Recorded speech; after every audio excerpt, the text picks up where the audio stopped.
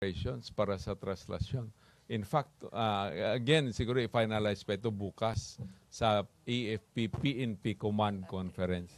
Ang translasyon is one of the subjects that we will tackle, no? Activities that we will tackle and prepare for.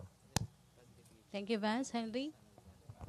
Hi, Sec. Yes, Good morning. Henry, yes. Parang Maraming- magana ang loob ko dahil si Henry na, kaibigan ko ito si Henry. Sec, maraming paraan ng pagpapakita ng pananampalataya. Ano ho? Oh, Kayo ba bilang, I think, Katoliko rin, may re-recommendo nyo ba sa publiko na ipagpaliban muna yung pag-attend dito sa translasyon dahil sa tindi ng banta ng seguridad, kagaya ng binanggit ninyo, na meron ng mga ilang membro ng Maoti Group? Hindi lang ako Katoliko, kamunting na ako magpare. Okay. 9 years Very ako good. seminary. Kasi ito no, na pag-aralan namin yung faith ng mga, lalo ng mga tao sa mga barangay. Talagang very deep yung kanilang faith, yung belief nila. If they think that they are safe with God, especially ito sa practice na ito. They believe that God will keep them safe. Well, you cannot help, no? You cannot prevent them from exercising their faith. No? So talaga wala tayong magawa. Thank you, Henry. Bahala na si Lord, Secretary. Yeah, bahala na si Lord. I think the Lord listens. God, we have a God who listens. We have a God who cares. No? We have a God who attends to everyone. I think He will attend to this. I think God loves the Philippines, di ba? He loves the Philippines so much. I think so. And I believe so. I believe that nothing will happen in the translation. All right. Final Thank you, three. Secretary. Ted Tavera, Rose, and Cedric. Good afternoon, Secretary. Yes. Sir, yung mga operations na mga nagaganap ngayon, halimbawa yung sinasabi niyo po na yung Maote ay nasa Maynila na.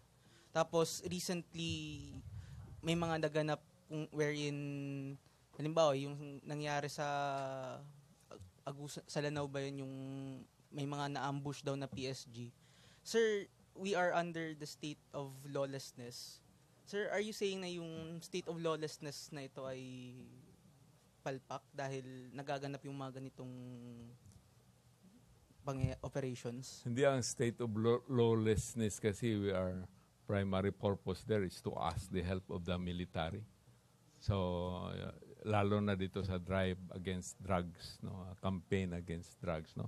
So, hindi ko masasabi na failure itong lawlessness kasi na-activate natin lahat ang lalo na sa efforts in maintaining peace and order. So, sa tingin ko maganda itong state of lawlessness din. So, nakakatulong sa pag-maintain ng peace and order. Sir, yung security threat, sir, sa translasyon, extended rin ba yun sa mga events gaya nung sa Miss Universe pageant, sir? Oh, yes. Definitely. So, kasi yung PNP, ang DILG, is also in charge of the security. Kaya parang mamayang hapon may meeting din kami regarding security ng Miss Universe. So, we are prepared, no? Ang PNP is always prepared. Rose Novenario? Sir, good afternoon po ulit. Sir. Yes. Ay, Okay. Ay, sir, bilang Nalilito ako. DILG Secretary po, ano po yung inyong direktiba sa mga local government officials regarding po sa counter-terrorism efforts at campaign against drugs po ng DILG and Duterte administration as a whole? Well, sa local government units, we have the RP. First of all, we have the Regional Peace and Order Council. We have the Provincial Peace and Order Council. We have the Municipal Peace and Order Council. We have the Barangay Peace and Order Council. All of them are concerned with maintaining peace and order in their locality up to the barangay level. May pundo yan sila eh. So magagamit yan nila ang pundo nila. That's why dito program natin sa Masa Masid, no? We are encouraging people to volunteer informations, especially informations that will keep their barangay safe. Yung bang, kung may mga suspicious looking people, i-report nila. Lalo na dito, I've been appealing to our civilians doon sa North Cotabato.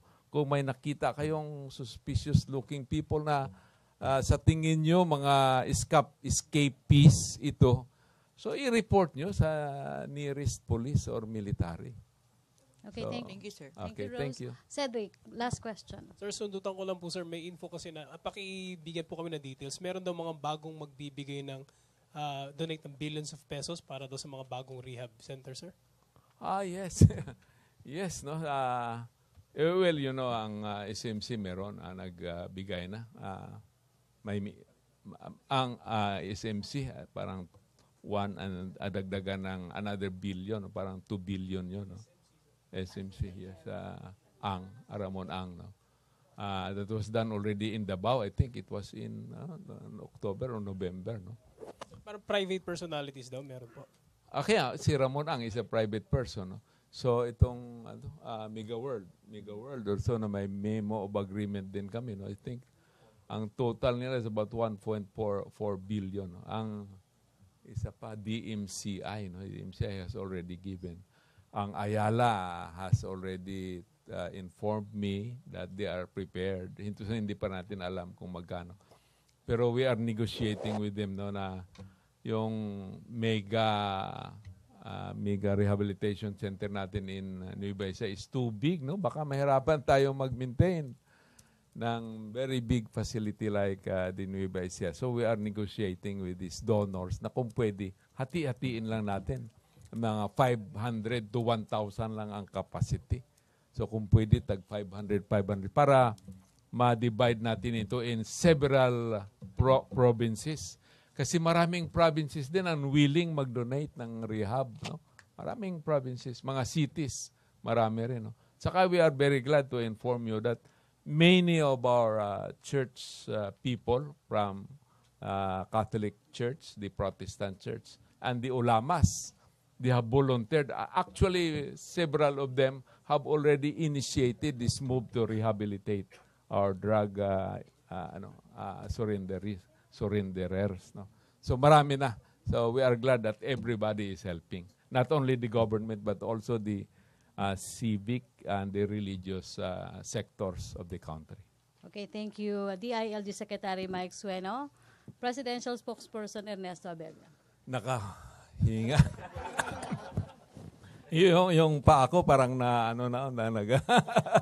So salamat din sa inyo. At least I survive all your questions. Okay, thank you.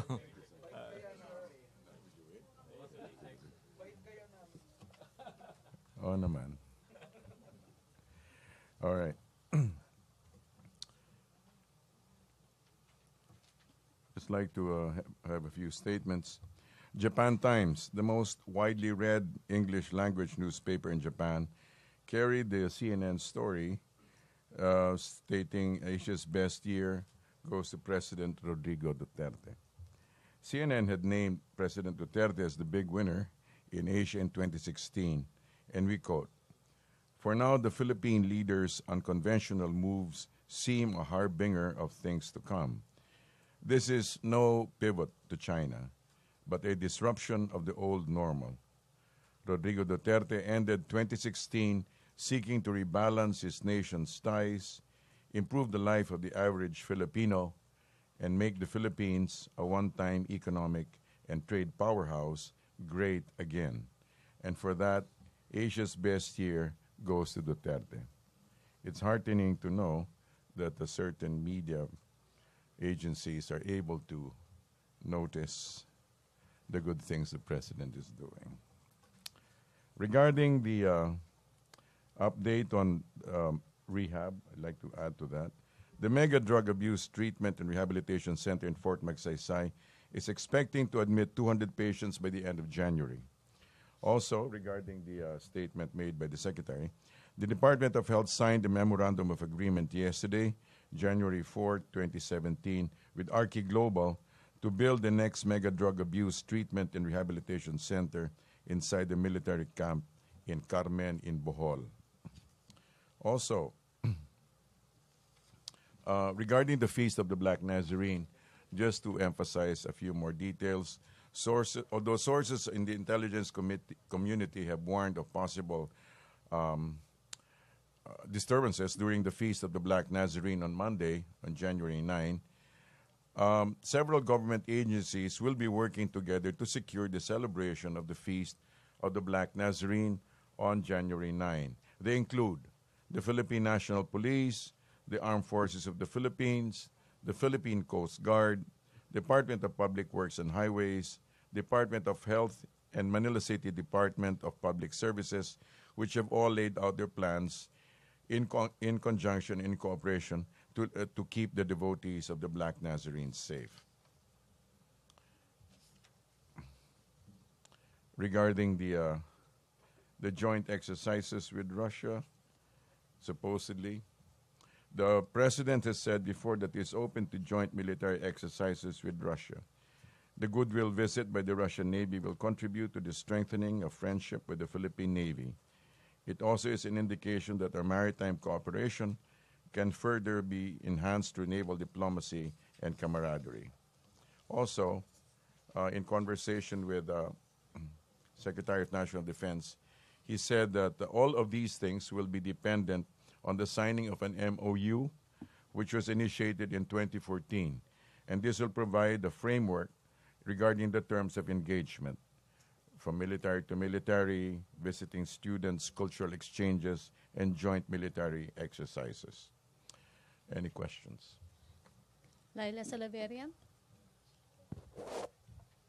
Good morning, sir. Sir, Morning. clarification lang on the joint military exercises. Yes. The President has said he doesn't want any foreign troops in the country, whether American or Russian, Chinese. So how will this affect the conduct of possible future military As far as exercises? we understand it, he was referencing permanent stay, but joint exercises may be something that they'll consider. Sir, on another topic, Yes. when can we expect the President to decide on the SSS pension increase so that the pensioners will know whether they have something to wait for? There will be a cabinet meeting soon, so we'll just keep it. Let's keep that as part of our timeline. Thank you. Yes. Marlon, then Pia.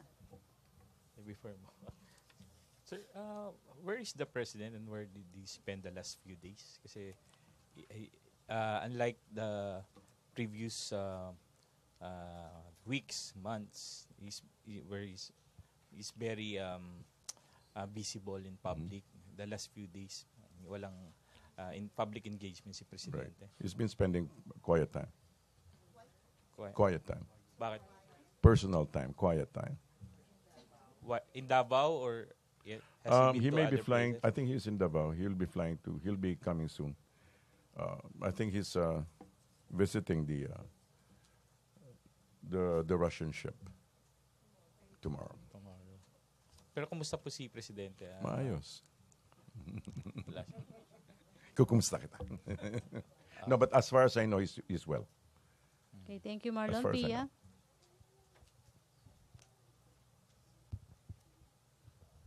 Good afternoon. Yes, ma'am. Yusek, yung the new drug rehab center you mentioned earlier, donated by Arki Global. Could we just get more details on Arki Global? Is this another Chinese businessman? And how was the deal brokered between the Philippine government and this? All I have entity? are the details. This is just a big picture, but we can find out about it. Arki Global. Okay. Rose Novenario. Sir, good afternoon. Yes, ma'am. Sir, confirm po na na-appoint si Miss Mocha Uson sa MTRCB. Okay. All right. Sir, may May I read ano it? pong reaction natin dito? I don't have any reactions, but I will read it, okay? 28 December 2016, Madam. Addressed to Ms. Margot Justiniano Uson, Movie and Television Review and Classification Board, Timog Avenue, Quezon City. Pursuant to the provisions of existing laws, you are hereby appointed member, Movie and Television Review and Classification Board for a term expiring on 30 September 2017. All right, by virtue thereof, you may qualify Expiring. 9 months, 30, 9 months. 30 September, yeah. Do the math, okay? By virtue thereof, you may qualify and enter upon the performance of the duties of the office furnishing this office and the Civil Service Commission with copies of your oath of office. Signed, PRRD. Okay, sir. May ano po kasi, parang meron po siyang naging imahe na meron po siya mga parang sensitive or tawag dito, adult videos. Okay. So as MTRCB board member, may expect po ba ng publiko na kasama po ito sa sensor ng MTRCB? O kasama po ba yung social media dun sa trabaho nila? Kasi MTRCB, Movie, Television, and Review Classification. So your po. question specifically is? Kung maapektuhan po ba yung trabaho niya yung pagiging dating sex instruction video something. May ganun po siya kasi dati. As far as I know, when you enter into public office, you're supposed to delineate yourself between your past jobs and your present position. So yeah, it may cover that. I'm not sure. Okay. Okay, thank you. Thank you. Marlon Ramos, be good. Marlon, microphone. I'm good always. Yes, you are. Thank you, sir. Sir, why will the president appoint a she previously described herself as a sex guru. Okay. Why will the president appoint such person to a very sensitive government agency tasked to classify what the public is viewing, especially the children? I'm not privy to the reasoning behind, but I can find out. Thank you. Sir, and follow up, sir. Yes. Apparently, it's not only Mo Kauson who was appointed to the MTRCB, and there are other officials there who are on a holdover capacity. May we know also kung meron pang ibang i-appoint to that agency? Other appointees. You're asking other Yes, appointees. appointed. Kasi sir, yung iba doon were appointed by the previous administration. Okay. We can find out if there are other appointees. Thank you, sir. Okay, thank you. Thank you, Malacanang Press Corps. Okay na. That's Thank it. Thank you very much. And what, Marlon? Hanggang ngayon po, as we speak, the President has yet been briefed regarding the jailbreak in Kalapawan. Are you asking me? Apo. I'm sure he is, but I'm sure the fuller briefing, I'm assuming that the fuller briefing will happen during the command conference. Okay, thank you, Okay, Marlon. thank Thank you, Malacanang Press Corps. Thank you, Presidential Spokesperson Ernesto Abella. Back to our main studio sa Radyo ng Bayan at PTB4. Thank you, sir. Okay na.